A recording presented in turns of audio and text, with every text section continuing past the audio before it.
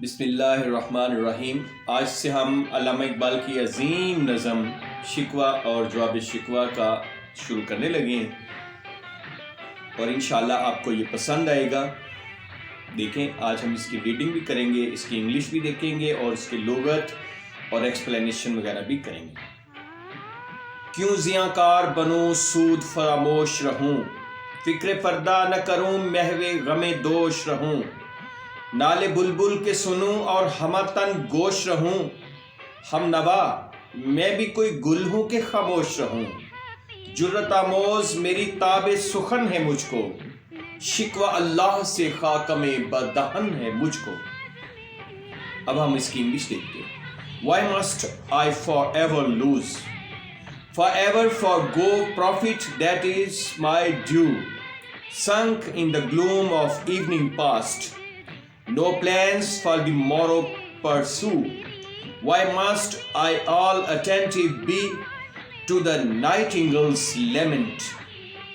Friend, am I as dumb as a flower?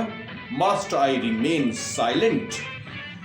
My theme makes me bold, makes my tongue more eloquent. Dust be in my mouth, against Allah I make complaint. اب ہم اس کے الفاظ دیکھتے ہیں۔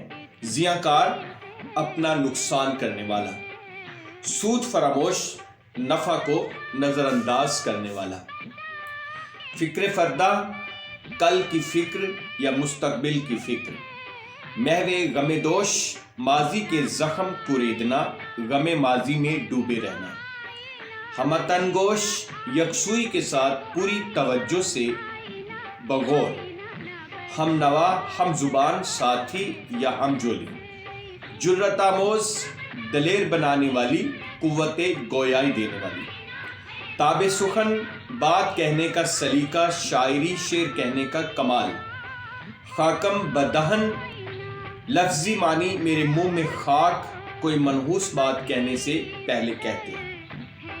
اب ہم اس کی نثر دیکھتے ہیں۔ میں اپنا نقصان کیوں کروں اور کس وجہ سے اپنے نفع کو نظر انداز کروں؟ میں کیوں ماضی کی تلخ یادوں میں زندگی بسر کروں؟ اس سے بہتر ہے کہ میں آنے والے وقت کے بارے میں سوچوں۔ میں بغور بلبل کی آہو بکا ہی سننے میں اپنا وقت ضائع کیوں کروں؟ اے میرے ہمدم، اے میرے ساتھی، میں کوئی پھول ہوں جو خاموشی سے ہر بات سنتا رہوں؟ میرے منہ میں خاک کہ میری شاعری نے مجھے یہ قوت عطا کی ہے کہ میں آج اللہ تعالیٰ سے شکوہ و شکایت کروں۔ اب ہم اس کی ایکسپلینیشن کرتے ہیں۔ بدگما آپ ہیں، کیوں آپ کا شکوہ ہے کسے؟ جو شکایت ہے ہمیں گردش ایام سے ہے۔ میں اپنا نقصان کیوں کروں؟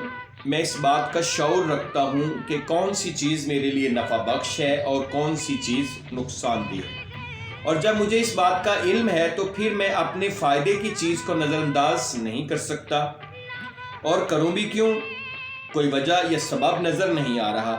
ماضی کی تلخ یادوں میں کھوئے رہنا اولو العزم لوگوں کا شیوا نہیں، کیونکہ ماضی میں وہ لوگ کھوئے رہتے ہیں جن کی ہمت جواب دے گئی ہو، جو تھک ہار کر بیٹھ رہے ہوں۔ وہ اس چیز کو جانتے ہیں کہ جو وقت گزر چکا وہ پلٹ کر نہیں آئے گا، اور اگر آنے والے وقت کے لیے ابھی سے تیاری نہ کی گئی تو پھر وہی ناکامیاں، نارسائیاں اور نا امیدیاں پیدا ہوں گی۔ ان تمام تر برے حالات سے بچنے کے لیے مجھے اپنے لیے کچھ بہتر سوچنا ہوگا، ورنہ وہ چاٹ لیتا ہے دیمک کی طرح مستقبل، تمہیں پتہ نہیں ماضی جو حال کرتا ہے۔ باہمت انسان کو تو یہ بات زیب ہی نہیں دیتی کہ وہ بلبل کی آہو فغاں سنتا رہے اور کرتا رہے، یہ تو اپنی شخصیت اور اپنی صلاحیتوں کو ضائع کرنے کے مترادف ہے۔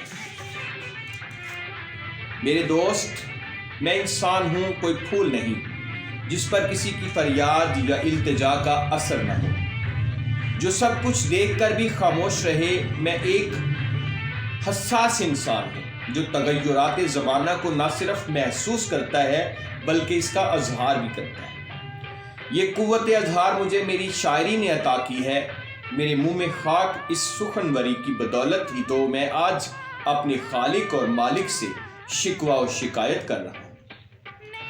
نہ خود آئیں نہ بلوائیں، شکایت کیوں نہ لکھ بھیجوں، عنایت کی نظر مجھ پر تو کم یوں بھی ہے اور یوں بھی صحیح۔ آج ہم نے پہلا جو بند ہے اس کی تشریح کی ہے، انشاءاللہ آگے ہم اس کے دوسرے بند کی تشریح کریں گے۔